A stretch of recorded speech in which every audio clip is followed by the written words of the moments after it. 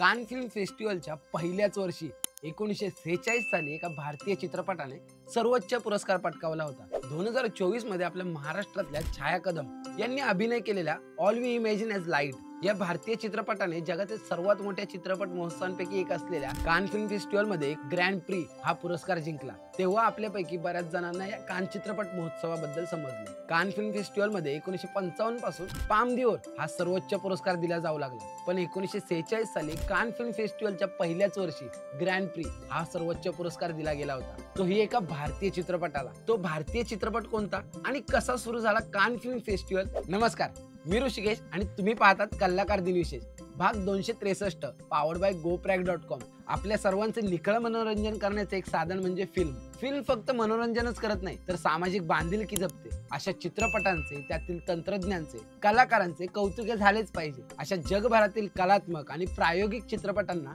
आंतरराष्ट्रीय व्यासपीठ मिळवून देण्याचे काम ज्या महोत्सवाने केले तो महोत्सव म्हणजे कान फिल्म फेस्टिवल. फ्रान्समध्ये 1930 मध्ये चित्रपट सृष्टीला प्रोत्साहन देण्यासाठी स्वतंत्र आंतरराष्ट्रीय महोत्सव आयोजित करण्याचा विचार झाला. त्यावेळी इटलीतील व्हेनिस फिल्म फेस्टिवल लोकप्रिय होता, पण त्याच्यावर राजकीय दबाव जास्त होता. त्याला पर्याय म्हणून फ्रान्सने स्वतंत्र महोत्सव सुरू करण्याचा निर्णय घेतला. संपूर्ण व्हिडिओ पाहण्यासाठी आपल्या कलाकार YouTube चॅनलला नक्कीच भेट द्या.